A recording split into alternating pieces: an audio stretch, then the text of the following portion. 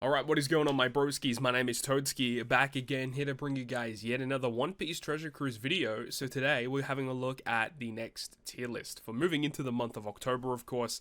So we're going to have a look at some of the characters that released, and just kind of talk about them, and see whether or not they are worthwhile in making it onto the tier list. Now, I will say that, with the introduction of this Super Sugo-fest period, the characters that they've debuted so far have been pretty strong. These characters are very, very good. And not only that, like, with this quick Luffy being able to fully abuse the Boa Hancock and the Frankie that came out recently as well, like that whole quick powerhouse team, obviously shout out to the Giants too with Dory and Broggy. These characters are exceptionally strong together, but it's going to be very, very interesting to see whether this team is going to persist moving forward, or it's going to be one of these things where these characters were only really useful for this specific piece of content, being the Kazuna Clash, and then moving forward from that, are these characters going to be able to be used in a lot more modern content? We'll see, because if that persists, these characters are going to be ranked in this tier list for sure. So we'll go through all of these new units that debuted this month, and then we'll get to the actual tier list, okay? So first of which, like last month's tier list, finished with Brook and Frankie. So moving on from that, we have Jinbei. So Jinbei was the Pirate Rumble legend for this month, and I mean, like, let's be real, like, no one really cares about this guy. In Rumble, he's actually, like, relatively solid, but in normal content, yeah, just a very forgettable unit that I don't think we'll ever see much play at all, really. So we can pretty much skip past that one.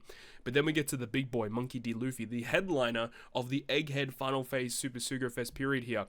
This Luffy's very good. I really like his design, actually. He has a really interesting kit where he does boost Quick and Powerhouse predominantly. He does still boost other units, so it gives you a little bit of freedom. However, still focusing in on tags, where you need to have 4 or more Egghead or Land of Wano characters to get that 10 turns of special reverse, which I would say in a lot of cases is kind of important.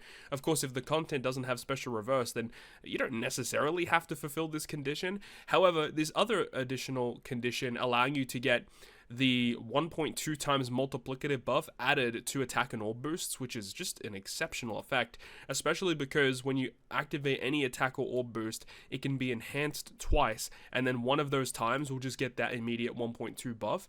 So the really cool thing about this is that this attack and orb boost amplification will occur every time any instance of an attack or an orb boost appears. So let's say you have your team, and then you reach the final stage, you have a support that says get an attack boost. That attack boost will immediately get buffed by 1.2 times. And then if you activate Luffy's special, Luffy gives you an orb boost. The orb boost of Luffy will get buffed, but then the attack boost gets buffed again. Like, it literally will continuously buff both attack and orb boosts, only, like, even if you only apply one. So it's cool how it works. Like, anytime you activate any attack or orb boost, both attack and orb boosts receive this multiplicative buff.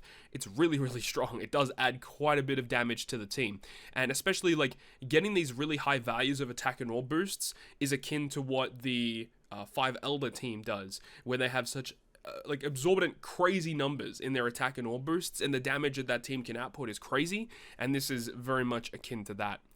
The special ability is obviously strong. He's got special bind removal. He removes it as a captain. He removes it as a crewmate. The tap tying bonus allows other characters to enable their abilities. Quick type territory, which you love to see. Very strong orb boost as well. And then you've got the making all these type slots matching. And then you get the chain boundary. Like, this character just has a lot of damage and also a little bit of utility, which you love to see. The EX Super, it's a little wonky because of the super switch, like, cooldown stuff. Like, I guess that's kind of cool. Get the guaranteed tandem slot. Like, this character's really strong. I don't know what else to say about this guy. He's just a really strong legend. But at the moment, it's hard to really say whether or not this character is going to be on that level. Like, I'm talking like top 5, top 10 worthy. I'm not sure if he reaches that quite yet. I think we do have to wait and see how things progress, because remember, he is pretty much solely focused on Quick and Powerhouse with the way that his special is kind of designed and his EX Super. He really wants to use the Powerhouse class along with quick units, but like fulfilling that with the tag mechanic, it could be a little wonky in terms of team builds, because currently as it stands, he's got a very good looking team, but will that team persist? We will have to wait and see. But I do actually really like Luffy's design. I think he's a very, very good legend. A little bit on the mirror of that, we have Bartholomew Kuma, which I think is a very forgettable sugo-fest exclusive. Obviously not a super sugo-fest exclusive.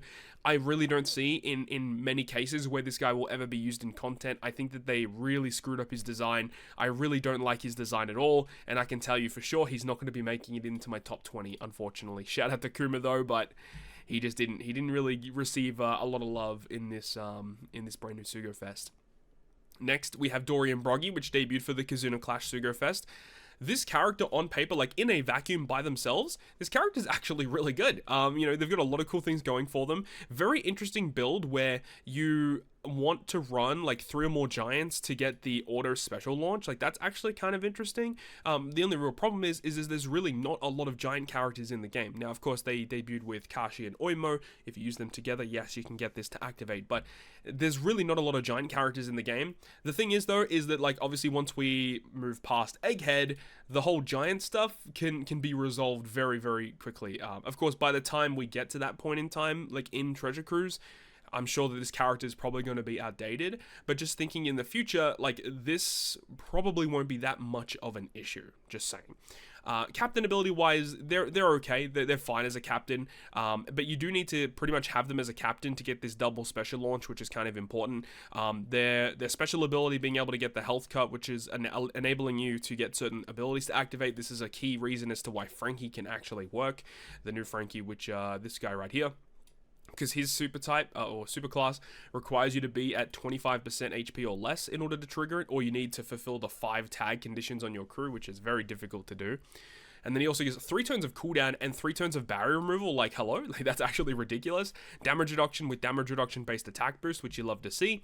And then you got, if you have special counter at 1, you get the HP guard. You can get special counter to 1 when you use his super special. And it says, must be the captain. And then you must become Dorian Broggy. And then you need one of the units on the crew. So it's a pretty tough condition to fulfill. And the fact that they have to be the captain to get this to activate, to get the special counter to 1, that is a little bit of a downside, but I think that moving forward into the future, I think this will be kind of resolved. The super switch is very good though, being able to apply HP guard, which can enable you to get around pain debuff, burn debuff, poison, activating the full components of your rush sugo special, which I do like. That's really good. The chain multiplicative, which is great. Adjacent slots, including block into matching. Like, this character is really strong. They're just a really good unit and a really key piece as to why Quick Luffy was able to be as successful as he was in the most recent Super Boss Kizuna Clash. I think Dorian Broggy are a very solid sugo-fest exclusive. Now we move into the 6+, which was the Nami and Usopp. One of the most forgettable super evolutions we've ever seen, I think. There's really not much to really talk about with this unit. They have added a couple of tag mechanics, but it's pretty redundant. I mean, 3 turns of despair removal, okay, but who's using this character as a captain? Not me. You have the Katakuri mechanic, where based on how much normal attack damage you do, you get the delay. Okay, it's just who's using them as a captain when their damage is so low. And then you've got like a special. I think their special will probably see play. They're probably going to be useful in like this month's upcoming treasure map, I would guess. But like outside of like random pieces of content where they can specifically deal with special bind and then give you like conditional boost stuff with their switch effect, it's just like whatever. Like, seriously, like, what a disappointing super evolution. Considering like this is a Super sugo-fest month, it would have been cool if they gave us a very exciting character to get that would work alongside some of these units. And like, this character being cerebral and free spirit, cerebral shooter focus, like, what are we talking about? This character doesn't work with like anything that's come out this month. I just don't understand why this character was the decided 6+ for the month, other than the fact that it's an Egghead focused Straw Hat character. Like, it just doesn't make sense to me. But anyways, we move to the more exciting stuff, which is the brand new 5 Elder characters with Saint Peter and Saint Nusturo. This guy's pretty cool though. Essentially an orb booster version of Saturn, where, I mean, we've talked about him extensively over the last couple of days in terms of what this character does, but it's essentially what Saturn does. It's just that with slightly different utility effects, and then he also focuses on orb boosts rather than attack boosts, but also the fact that he has a really interesting component where if you have a Dex support, you get the driven territory. Otherwise, you get powerhouse territory. And this is pretty cool because Saturn, when you launch his special, will just guarantee you the driven territory. So now it's like, if you're using Saturn Saturn, you can pivot to, instead of just having two characters that give driven territory, which is just a clash, you could go ahead and have a powerhouse and a driven territory. Now, even though the powerhouse territory probably won't actually like help that much, it's still additional damage, because you're still going to have at least one character with powerhouse. If you have more than one, you will start to get more damage that way. So at the end of the day, it's just free damage. And then the fact that you have like this really strong orb boosting mechanics is quite good. You have the threshold damage reduction removal, whereas like Saturn had Rainbow Shield, and Saturn also removes poison. And then you've got the EX Super, which paralysis removal is fantastic, and then 50% driven resistance for amazing damage potential as well. So one thing about these units that I think it kind of goes unsaid is that the supports of these units are actually kind of insane. So they're only pretty much attached to other celestial dragons, but it says that if you use the character special, remove 6 turns of threshold. Saturn removes 6 turns of Rainbow Shield. Nustero removes 6 turns of increased defense. Like, what are we talking about here? I actually wanted to look at where is Figurland Garling? Does he have a good support? I wanted to double check. If you're inflicted with special bind, reduce special bind duration by 6 turns on the supported character and boost final tap by 15%. Okay, not a great one because you're only removing special bind on the supported unit, but 6 turns of removal could be pretty useful depending on the situation at hand. But this is a guy I actually really want to get my hands on though. He's a really, really cool unit. So anyways, you have this guy. Pretty much like Saturn, we have Nustero, who is a little bit different from the previous 2 units. So the way that he's kind of designed is he's kind of designed almost like a Cavendish style unit, where he's very focused on himself, and instead of having super effective damage in his captain ability, he focuses on giving some utility. So I think that moving forward, because we still need 2 more 5 Elder characters to debut in Treasure Cruise, I have a feeling that those 2 characters that are going to drop are going to be similarly designed to how Nustero is designed. Because with the first 2 units of Peter and Saturn, those 2 units with their EX Super, you have to use them as a captain to use the EX Super. Whereas this guy, you can launch it as a crewmate. So my assumption is that they really want Saturn and Peter to be the dedicated captains, and then the rest of them can be crewmates. We'll see if that changes moving forward, but either way, you could still have it in a way where you can have him as your captain, you can have a friend captain of Saturn or Peter, and this guy still has like the bind removal. He still has usefulness as a captain, but you know, it's just a little bit different the way they're kind of designed. The other thing that's interesting with his special is that, yes, he can provide the ability of a driven territory class, which is great, but you need to have a 5 Elder captain, and you need a Psi character as a support. So it's a little bit of hoops you have to jump through, but again, if you're using Saturn on your team, he guarantees driven territory. So instead of this, it says that if you have a 5 Elder captain, and you have no support or no Psi character as a support, then it gives you set target status, which is just 1.75 times free damage. So they're just adding all of these different abilities, stacking on top of each other just to enable crazy amounts of damage. And then the EX Super is a lot different from the previous 2 as well. Instead of giving you 10 turns of utility and resistance down, he instead will allow your attack boosts to be buffed twice, which is very important, and then adds a chain boost. And the thing is his special gives you 5 times attack and a 5 times orb boost, like up to a 5 times attack and orb boost, only to himself only.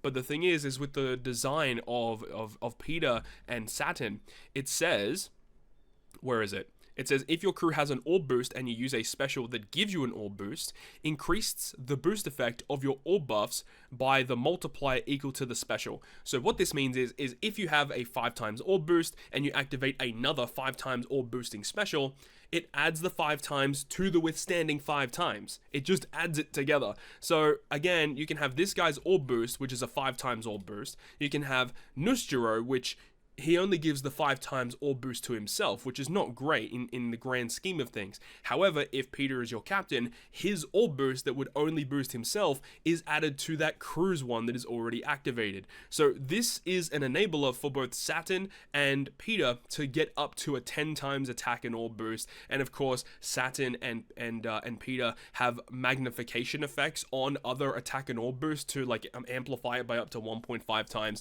The damage that you can get with this squad is utterly crazy. So I think that's all we really have to say about the new characters that have debuted during September. These characters are legitimately wild, and I'm very excited to see how the 5 Elder crew is going to complete itself. We'll see what happens in the month of October.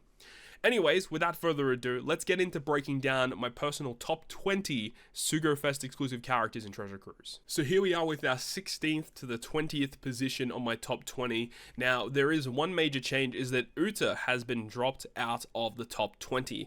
And it feels really sad for me to do that, but I just don't think she really fits within this top 20. I really tried to make it fit, but the characters that I have listed on here, I think, in my opinion, are just more valuable to own than Uta right now. Potentially, once we get a little bit more shooter, cerebral, and striker support, maybe she might get back up there. But as it stands right now, I think the characters above her are just a little bit strong. And I get that I did just mention, like striker support, and we have a ton of strikers currently in the game. But a lot of those good strikers that have just dropped are the ones that I have above her, right? So it is what it is. So looking at this top 20 here, Saturn is just sneaking in here. Now, it's really difficult to rank these 5 elder characters in the top 20. And I guess a bit of a spoiler alert, I'm not putting Nushtara or Peter in the top 20 here. It's going to be interesting to see how this kind of works, because I don't think you can put like one specific elder in here like over another, because with the way that they're kind of designed, you just need to use them together. And if you're not using them together, it's actually really, really tricky to build a succinct team, like using these units in other teams. However, I do feel like Saturn might be like one of these characters that actually can be used in other teams. Now, obviously, the major caveat with all of this is the fact that you do need to use them as a captain, because if you don't use them as a captain, you lose out on having that 15 turns of cooldown reduction to them at the start of the quest, and the fact that they all start at like a 30 to 32 cooldown, like it's kind of ridiculous. And that is another major pitfall with these 5 elder characters, is that in long form content where you typically get a chance to use a special multiple times per quest, like a GARP challenge or a training forest, that's actually not something you could really like realistically do with these 5 elder characters, unless if you use like versus Kaido, which can immediately max your specials, and then on the final stage you can like use them again. That is a potential avenue you could go down, but that does allow, like, you do need to build a very specific squad in order for that to actually work, and it does rely on another character. So it's weird to rank the 5 elders, and I don't really know if they're going to work in a top 20 format, unless if we literally bundle them up together, but I think that's kind of cheating. I don't think you can really do that. But I think out of the 3 5 elders that we have right now, Saturn is my favorite one. I think he is the one that is the best overall, in my personal opinion. Now, Cross Guild is still going to be making it onto this list because they're just generically fantastic. That multi-special effect that they have, and changing their special as you launch it, is just fantastic. They've still got a very usable captain ability as well. They've got a very good Rush Sugo special that you can abuse with the top end talent. So I think that they're just a very solid character. Shanks and Kid, not really too much to discuss here. They're just basically only really good in Kizuna Clash. Outside of it, they're very, very tricky to use. Toki is still a fantastic unit. I know that some people kind of disagree with Toki being on this list, but she's just extremely unique, and you can use her in almost any content, and she's going to provide some kind of value to you. Like, yeah, 3.5 times attack and all boost to only 2 characters, but in a lot of instances, in a lot of modern content, that's going to be enough to get through the boss, which is kind of wild. Oiran Yamato is going to be moving down the list. She was a little higher in last month's list, but I had to make room for other characters, so that is what we've done. So Oiran Yamato, just a very solid crewmate you can chuck on a bunch of teams. You get percent damage reduction based attack boost, and then depending on your team comp, you can get affinity or attack and all boost, but the utility of being able to remove any one icon debuff by 7 turns is really good. So Oiran Yamato, definitely still a very powerful unit, and also has Rush Sugo special, which is great too. Okay, let's go ahead and move on up to the 10 to 15 or 11 to 15 position, which are these characters right here. So with this one, we have made a new addition to the tier list with the Quick Monkey D. Luffy. Now, I mentioned it just earlier when we were talking about his abilities, but obviously this is his first release. It's going to be hard to completely judge whether or not he is going to be that top 10 worthy, because he did release in a time frame where the content released for him, he was very, very good for that. Obviously, it makes sense. Like, he's built for the content that comes out with his release. The real question is going to be, when we get past that, is he still going to be relevant? We'll have to wait and see. But I think as it stands now, this Quick Luffy is very strong. He has some relatively good synergies, and I'm excited to use more of him in the future. I think he does have a lot of potential. Scaling all the way back down to number 15 though, in Sabo, he's just one of those characters that just never goes away. He's just one of those units you can just use in a lot of really interesting scenarios. The Super Tandem EX Super that you can use as a sub as well, like a really good effect to have, and then the ability to remove Special Bind. Just a solid character overall. He has the territory, he's got advantageous class effects, just just a very, very nice unit for modern content. The Gear 5 Luffy, obviously this is still talking about the 6-star and the 6-star plus combined. So this Luffy, he's just one of those units that you need to have. Very good for PvP, good for Grand Party. He's good in every piece of content in the game. It's just the fact that his power level is definitely, it's being crept for sure. He is definitely being power crept. But, I mean, he's still one of these units you need to have because at least in Co-op Quest comes out like every couple of months or so. And he is like the go-to character to go against Co-op Quest because bypassing defensive effects is extremely strong with a high level captain ability, so you love to see it. Plus the utility that he has is fantastic. Luffy Zoro Sanji. I think some people probably have Luffy Zoro Sanji a little higher than what I do. I am not the biggest fan of this character, and almost exclusively I use them as a friend captain. I almost never use them on my own dedicated team for content. It's very hard to use them because of the fact that it counts as a Luffy and a Zoro and a Sanji, so that definitely hurts. However, being able to get access to very, very good supports that can attach to all three of those characters is a good thing, but on the flip side of that, they don't do damage with their specials, so you actually lose out on a lot of key supports too, so that does kind of suck. But they have a very interesting build, they got some utility, they got a lot of damage, so they're not a terrible legend by any stretch, and they are very easy to build teams with, so if you're like just starting the game, like getting Luffy, Zoro, and Sanji is a nice addition because you can build such an OP team with them. But like, let's be real, when we're talking like endgame content, sometimes having the ability of, you know, a little bit of flexibility, being able to use a Luffy and a Zoro and a Sanji in some other capacity can be very, very valuable to have. So I think Luffy, Zoro, Sanji, because of their design, like if this was just a solo Luffy, I think this character would be a lot more successful. But the fact that it's Luffy, Zoro, and Sanji really, really hurts. So Law and Blackbeard are making it here. This character was in the top 10 last month, so I have bumped them down because of the way that I have perceived characters, in this month. I just found that this character, I never used them this month, even though the previous month to that, like, Law was really good with all of the striker stuff, so that definitely helps him out for sure. And then Blackbeard being powerhouse focused is still a really nice key thing to have. So this character, like both Law and Blackbeard, are still both valuable units, and just because they're not in the top 10 doesn't necessarily mean they're a bad unit. All the characters on this list are fantastic. It's just the characters above them I think are more valuable to own. So just keep that in mind. So that's pretty much all I have to say about the 11 to 15. So let's move into the top 10 now. So this is my 6 to 10 position here. So we got some really good characters. So we have the Rocks Pirates because I didn't really use them in the previous month. So I kind of just left them in the top 10 because I do still think this character is phenomenal. Very, very good design.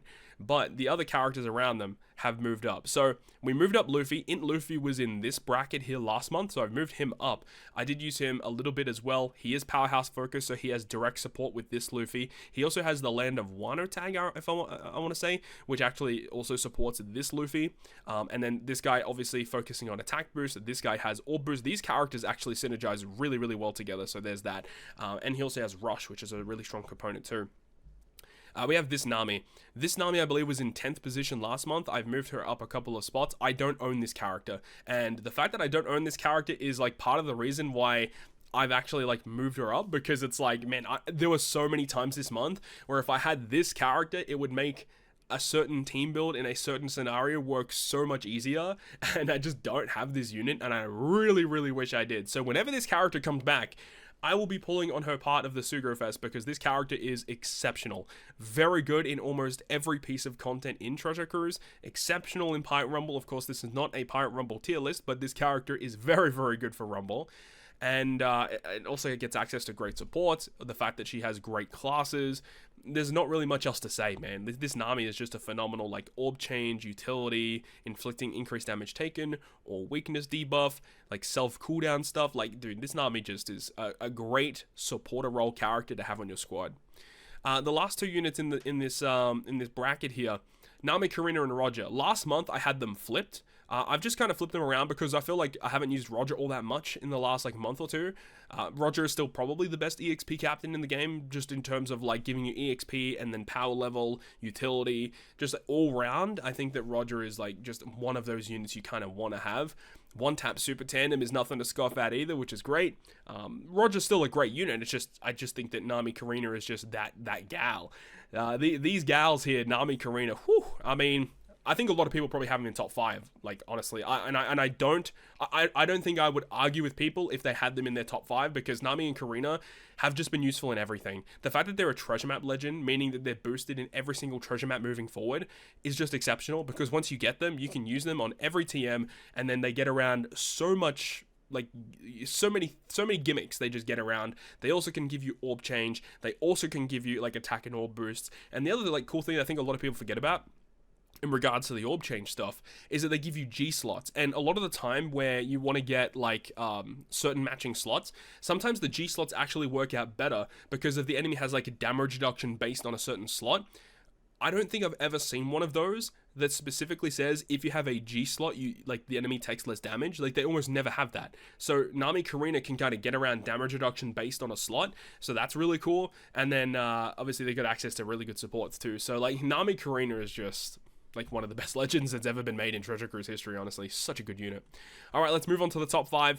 Not really much of a change here, though, in the top 5. The only real thing that we have changed is that last month we had it in this position. I have moved Luffy and Kaido up, mainly because of the fact that Kaido is actually really good with the Elders. So even though currently as it stands, we don't have all the Elders in the game and you can kind of finagle things around, you still have, like, a little bit of space to put other characters, and Kaido can actually work in that sense. This quick Luffy can actually work well with the other Luffy, so there's that. And then Luffy and Kaido, just the fact that they're good in almost every single piece of content in the game. They're just a phenomenal character, really, really well designed. And then Kizaru, I just didn't really use him all that much this month, but still, like, you can't disregard what Kizaru does. He's just a phenomenal character that provides a lot of support, and the fact that you, like, even though with the way that he's kind of built, like, you kind of want to run those Navy characters, but he kind of circumvents a lot of issues by running solo Navy characters with the effect to make everything rainbow. Like, that's just so freaking good. But as for the top 3, no real changes here. We've got Shanks, we have Ace, we have Zoro, and Sanji. Again, I don't really see much changing with this tier list moving forward, unless if, like, they release some absurdly busted character. We'll have to wait and see what the rest of the 5 Elders come out as, because I don't think that no matter what they do, I don't see how the rest of the 5 Elders that release are going to make the 5 Elder team better than, like, what the high-end Free Spirit Slasher squad is with like, these characters, right? Like, this is just absurd. But these characters can be injected into a lot of different teams and provide some really, really cool stuff. But that is my personal top 20 sugo-fest exclusive characters in Treasure Cruise as of September/October. So anyways, that's going to be my list. Let me know your thoughts and opinions about it down below in the comment section. I really hope you guys enjoyed this video today. And if you did enjoy it, make sure to go ahead and leave a like. And if you want to stay up to date with all the content I post, including more One Piece Treasure Cruise content, make sure to hit the subscribe button down below. On that, guys, I'll see you guys within the next video.